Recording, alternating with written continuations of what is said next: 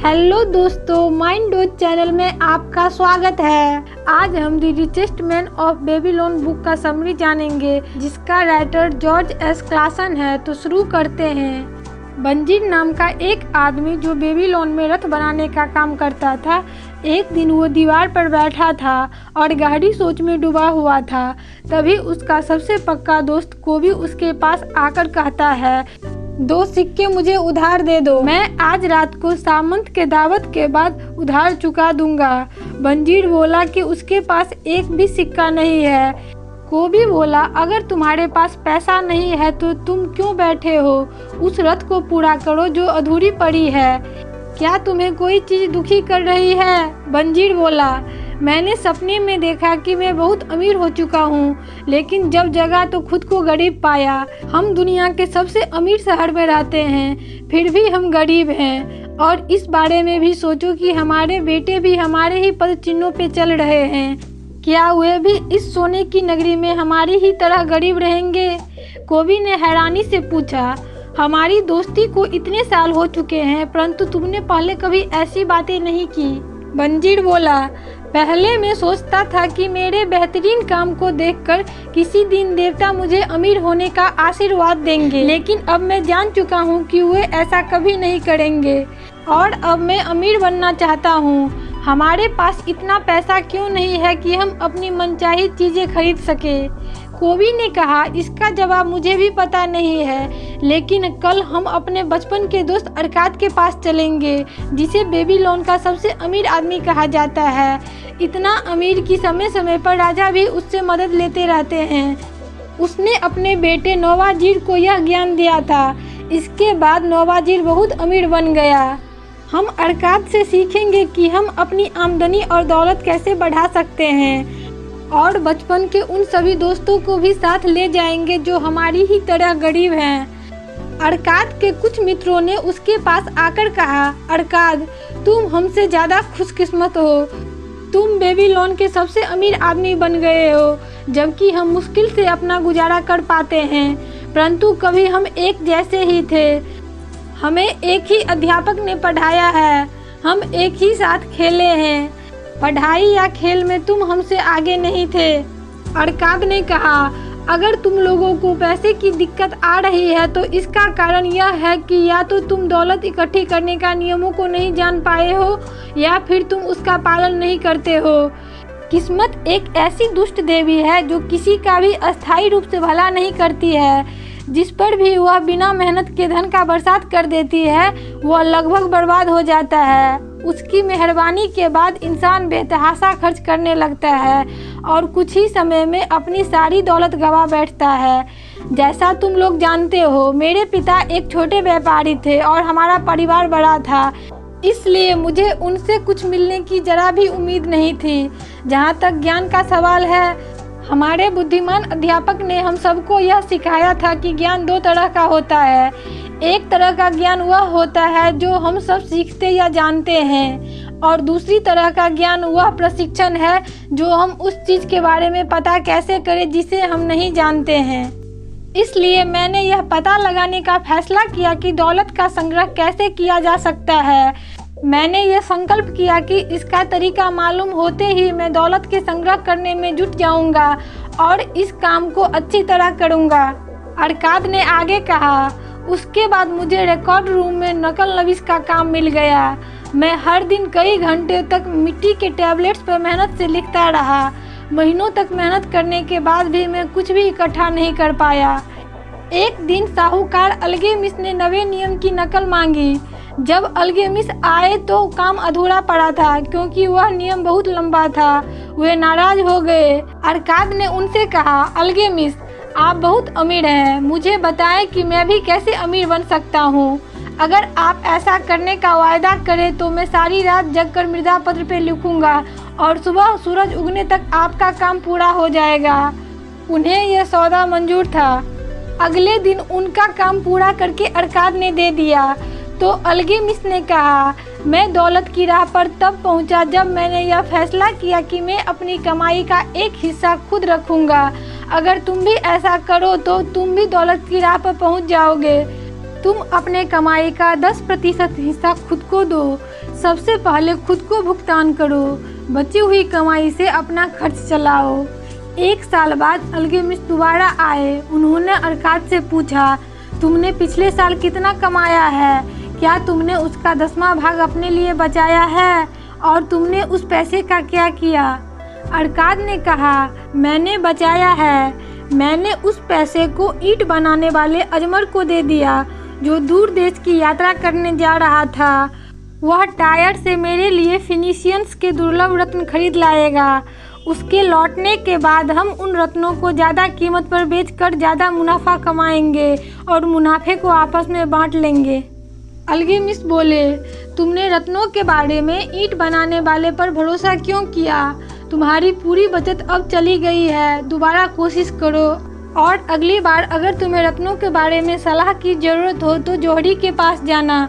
इतना कहकर वो चले गए। जैसा उन्होंने कहा था वैसा ही हुआ। बदमाश फिनिशियंस ने अजमर को रत्नों की तरह दिखने वाले कांच का सस्ते टुकड़े पकड़ा दिए। 1 साल बाद अल्केमिस फिर आए और अरकाद से पूछा, तुमने कितनी तरक्की की है? अरकाद बोला, मैंने खुद को भुगतान किया है और अपनी आमदनी का 10वां हिस्सा बचाया है। मैंने अपनी बचत ढाल बनाने वाले अगर को कांसे खरीदने के लिए दी है। वह मुझे हर चौथे महीने ब्याज देता है। अल्केमिस पूछे, तुम उस ब्याज का क्या करते हो? अरकाद बोला, मैं उससे बेहतरीन जश्न मनाता हूँ। अल्केमिस हंसे, तुम अपनी बचत की संतानों को खा रहे हो। सबसे पहले सिक्कों का गुलामों का सेना बनाओ। उसके बाद अल्केमिस 2 साल बाद आए और बोले, अरकाद, तुमने मेरी सबक अच्छी तरह से सीख लिया है। अगर तुम निपट जाकर मेरी जायदाद संभाल लो तो मैं तुम्हें अपना पार्टनर बना लूँगा। अरकाद ने जाकर संभाल ली। उनकी जायदाद के लाभ को बहुत बढ़ा दिया और जब अल्केमिस दुनिया छोड़कर गए तो वसीयत के मुताबिक अरकाद को उनकी जायदाद का कुछ हिस्सा भी मिल गया। अरकाद ने अपने मित्रों से कहा, तुम्हें भी अपनी आमदनी का 10वां हिस्सा खुद के लिए अलग रखना चाहिए। और वे सब चले गए। सम्राट सारगन की आज्ञा से अरकाद ने 100 लोगों को खाली पर्स के साथ इलाज बताए। पहला, अपनी आमदनी का 10वां भाग खुद के लिए अलग रखें। दूसरा, अपने खर्च को नियंत्रित करें और अपने खर्च का बजट बनाएं ताकि आपके पास आपकी आवश्यकता को पूरा करने के लिए पैसे रहे।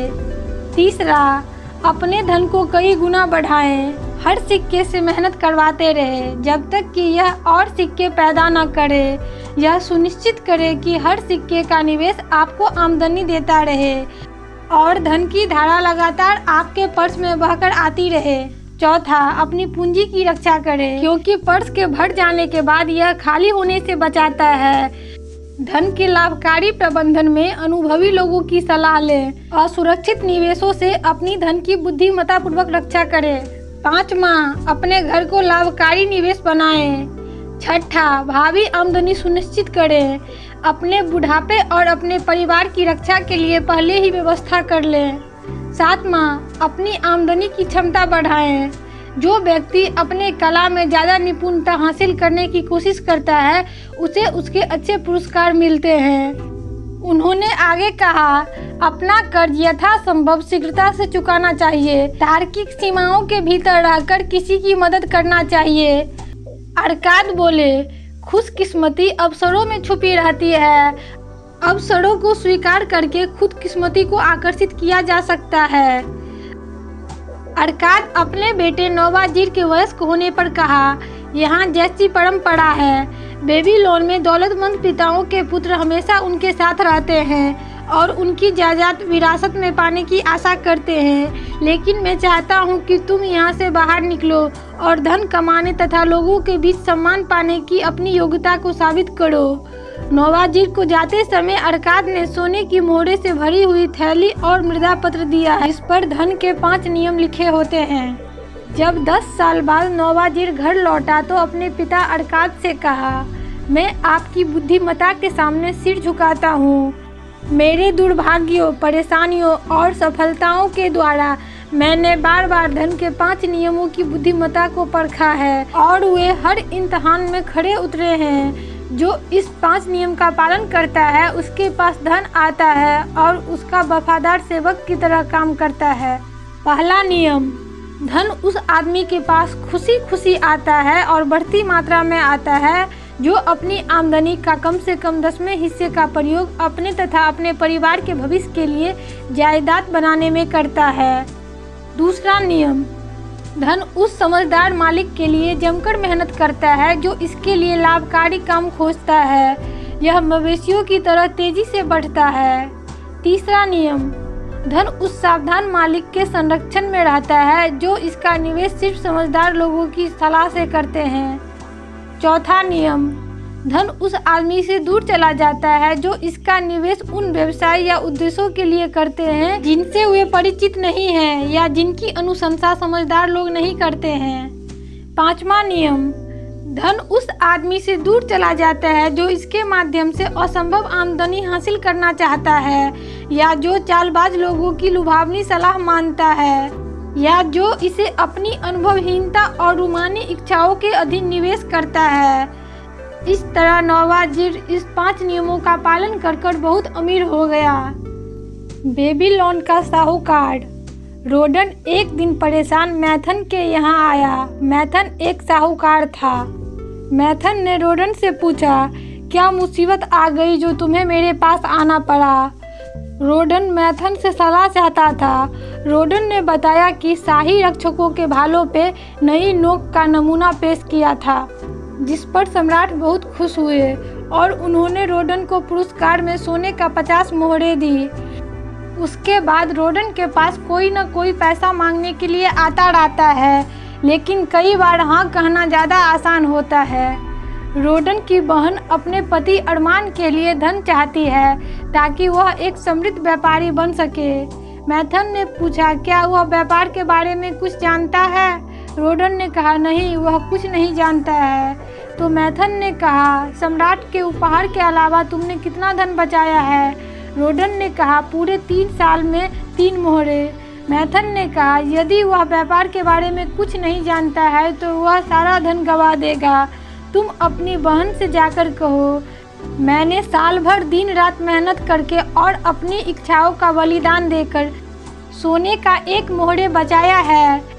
यदि तुम्हारे पति के पास व्यापार करने का कोई योजना है जो मेरे दोस्त मैथन को पसंद आता है, तो मैं अपनी 1 साल की बचत उसे खुशी खुशी देने को तैयार हूँ। अगर वह असफल भी रहा तो उस पर ज़्यादा धन का कर्ज नहीं रहेगा जिसे वह कभी नहीं चुका सके। मैथन ने रोडन से कहा, किसी की मदद इस तरह नहीं करना चाहिए कि उसका बोझ तुम्हारे ऊपर आ जाए। बड़े पश्चाताप के बजाय थोड़ी सी सावधानी बेहतर होती है। बेबीलोन की दीवारें। नगर के द्वार के पीछे सड़क पर सैनिक भाले लेकर तैयार थे। द्वार टूटने की स्थिति में वे दुश्मन का मुकाबला करने के लिए तैयार खड़े थे।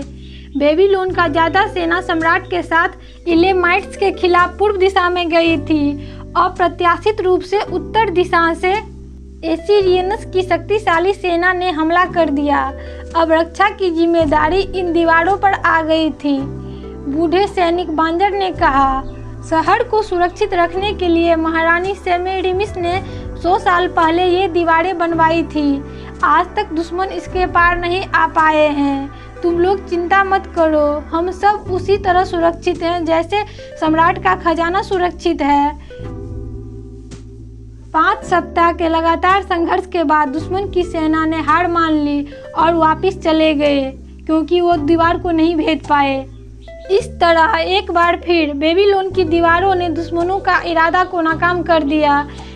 इससे पता चलता है कि पर्याप्त सुरक्षा के बिना रहना समझदारी नहीं है। बेबीलोन का ऊँटों का व्यापारी। देवेजीर एक ऊँट का व्यापारी था। वह सराय में खाना खाने जा रहा था। तभी उसे तरकात दिखा जिसने उससे उधार सिक्के लिया था लेकिन अभी तक नहीं लौटाया था। जब देवेजीर ने उसे उधार चुकाने को कहा तो तरकात ने कहा, बदकिस्मती मेरा पीछा कर रही है, मैं अभी उधार नहीं चुका सकता। देवेजीर बोला, बदकिस्मती हर उस इंसान का पीछा करती है जो कर्ज चुकाने के बजाय कर्ज लेने के बारे में ज़्यादा सोचता है। मेरे साथ आओ, मैं तुम्हें एक कहानी सुनाना चाहता हूँ। वह कहानी देवेजीर के खुद के बारे में थी। जब वह युवा था तो वह अपनी आमदनी से ज़्यादा खर्च करता था, जिससे उसे मुश्किलों और अपमान सहना पड़ता था। उसने अपनी पत्नी को मायके भेज दिया और खुद बेबीलोन छोड़ के चला गया। वह डकैतों के गिरोह में शामिल हो गया। पहली बार तो सफलता मिली, लेकिन दूसरी बार पकड़ा गया। तब उसे गुलाम के रूप में बेच दिया गया। सीरिया में रेगिस्तानी कबीले के मुखिया ने उसे खरीद लिया और अपने चारों पत्नियों से कहा वे देवेजीर को अपना किन्नर बना सकती है। पहली पत्नी सीरा ने कहा, हमारे पास बहुत से किन्नर हैं, इससे पूछो कि इसे ऊँट का देखभाल करने आता है। देवेजीर का खुशी का ठिकाना न रहा। वह अपनी खुशी छुपाते हुए कहा, हाँ, मैं बहुत अच्छे से ऊँट का देखभाल कर सकता हूँ। जब देवेजीर सीरा को उसके माँ के पास ले जा रहा था तो देवेजीर को धन्यवाद देने का मौका मिल गया और उसने यह भी बताया कि वह जन्म से गुलाम नहीं था। उस पर सीरा बोली, अगर किसी व्यक्ति में गुलाम की आत्मा है तो चाहे वह जन्म से कुछ भी हो, अंततः गुलाम ही बन जाएगा। 1 साल बाद एक दिन सीरा ने देवेजीर से कहा, तुम यहाँ से भाग जाओ और मैं उन्हें बोलूँगी कि तुम ऊँट लेके भाग गए। देवेजीर के लिए यह रास्ता बहुत मुश्किल रहा। जब वह हिम्मत हारने लगता तो खुद से पूछता, मुझ में स्वतंत्र आदमी की आत्मा है या गुलाम का। जब वह घर पहुंचा तो अपने 70% आमदनी में अपना घर चलाता था और 20% से कर्ज चुकाता था और 10% खुद के लिए रखता था। इस तरह वह सभी कर्ज से मुक्त हो गया और एक ऊँट का व्यापारी बन गया। देवेजीर ने कहा, जहाँ संकल्प होता है वहाँ राह निकल आती है। यह सुनकर तरकाल ने उत्साह से कहा, आपने मुझे जिंदगी जीने का नया नजरिया दिया है। मैं भी आपका तरह ही कर्ज मुक्त होऊंगा और अमीर बनूंगा। बेबीलोन का सबसे खुशकिस्मत आदमी। सारूनदाब बेबीलोन का समृद्ध व्यापारी था। वह अपने कारोबार में सबसे आगे चल रहा था और उसके साथ एक युवक था जिसे वह दमिश्क से ला रहा था। उसका नाम हदान गुल्ला था, जो उसके पुराने पार्टनर अरद गुल्ला का पोता था, जिसके लिए वह कुछ करना चाहता था। वह युवक काम करने को खराब मानता था। कुछ समय बाद वे लोग राजमार्ग पर पहुंच गए। वहां 3 बूढ़े किसान एक खेत की जुताई कर रहे थे। उसे याद आया कि 40 साल पहले भी वह उसे वहीं देखा था। उसने हदान गुल्ला से कहा, मैं इसे 40 साल पहले भी यहीं देखा था, जब मैं और मेगिडो जंजीर में बंधे थे। हम गुलाम के बाजार में ले जाए जा रहे थे। हदान गुल्ला ने पूछा, आप गुलाम कैसे बने? इस पर सारूनदा ने कहा, मैं अपने भाई की गलतियों का शिकार हो गया। एक झगड़े में उसने अपने मित्र को मार डाला। मेरे पिता यह नहीं चाहते थे कि मेरे भाई पर कानून के मुताबिक मुकदमा चले। उन्होंने मुझे मृत व्यक्ति की विधवा के हवाले कर दिया। जब मेरे पिता मुझे मुक्त कराने के लिए पर्याप्त धन नहीं जुटा पाए तो उस विधवा ने गुस्से में आके मुझे गुलामों के व्यापारियों के हाथों बेच दिया। मेरे और मेगिडो के साथ भेड़ चराने वाला जेबेदो और एक व्यक्ति था जिसे हम समुद्री डाकू कहते थे, क्योंकि उसने अपना नाम नहीं बताया था। सारूनदा को पता चला कि पहले उन्हें गुलाम के बाजार में ले जाया जाएगा और अगर वे शाम तक नहीं बिके तो बचे हुए गुलामों को सम्राट के आदमियों को बेच दिया जाएगा, जिसके बाद उसे शहर से दीवार तक ईंट ढोने का काम करना पड़ेगा, जो बहुत कठिन था। उसने मेगिडो को यह बात बताई। जब उसे गुलाम के बाजार में ले जाया गया तो मेगिडो ने सारूलता से कहा, तुम मुझसे वादा करो कि तुम अपने मालिक के लिए खूब काम करोगे। काम मेरे लिए सबसे अच्छा मित्र साबित हुआ था और यह तुम्हारे लिए भी होगा। तब तक एक किसान आया जो मेगिडो को खरीद के ले गया। कुछ देर बाद एक बेकर जिसका नाम नानाबाई था, उसने सारूनदा को खरीद लिया, जिससे वह सोचने लगा कि वह बेबीलोन का सबसे खुशकिस्मत आदमी था। कुछ दिनों में वह बेकर का काम अच्छे से सीख गया और अपने खाली समय में केक बनाकर बेचता, जिसका 1/4 भाग लाभ उसका होता, बाकी 3 भाग उसके मालिक का होता। जल्द ही सारूनदा सारा काम संभालने लगा, जिससे उसका मालिक पूरी तरह से आराम करते थे। धीरे धीरे सारूनदा के पास बचत के पैसे बढ़ने लगे, जिससे वह एक दिन अपनी स्वतंत्रता खरीद पाएगा। जब वह केक बेचने जाता था तो कुछ उनके नियमित ग्राहक बन गए। उसमें से एक थे अरदगुल्ला, जो रोज 2 केक खरीदते थे और खाते समय उससे बातें करते थे। एक दिन अरदगुल्ला ने कहा, मैं तुम्हारे केक को बहुत पसंद करता हूँ और उससे भी ज़्यादा तुम्हारी मेहनत को पसंद करता हूँ जिसके साथ तुम बेचते हो। उसने बताया कि वह एक गुलाम है और अपने मालिक का पार्टनर भी है।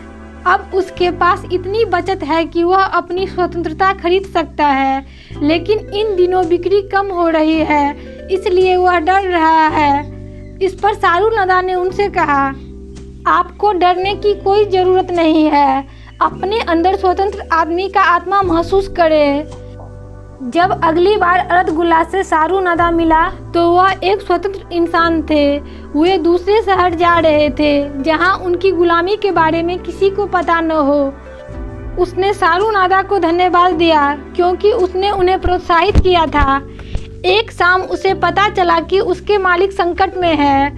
वो जुए में बहुत कुछ हार गए हैं। वो किसान को अनाज और शहद का पैसे नहीं दे रहे हैं, सूदखोर का ब्याज भी नहीं दे रहे हैं। उन्होंने सूदखोर से जो धन लिया था उसके बदले में सारूनदा को बंधक बना दिया गया था। जब सारूनदा केक बना रहे थे तो सूदखोर उसे ले गया। उसके पास सिर्फ तन के कपड़े और बेल्ट में बंधा सिक्कों से भरा पर्स था। उसके बाद उसे बड़ी नहर का एक हिस्सा बनाने के लिए भेज दिया गया। वहाँ उसे ढेर सारा गुलाम खरीदना था, कड़ी मेहनत करना और जल्द ही काम खत्म करना था। वहाँ हर तरफ रेगिस्तान था। पीने का पानी इतना गर्म हो जाता था कि पिया नहीं जा सकता। भोजन एक तरह की नाली में दिया जाता था। पहले तो सारूनदा उत्साह से काम किया, परंतु धीरे धीरे मनोबल टूटने लगा। बुखार ने उसके शरीर को गिरफ्त में ले लिया। जब उसके मालिक ने उसे बुलवाया क्योंकि बेबीलोन से कोई आदमी उसे लेने आया था, सारूनदा सोच रहा था न जाने कौन सी सजा अब बाकी थी।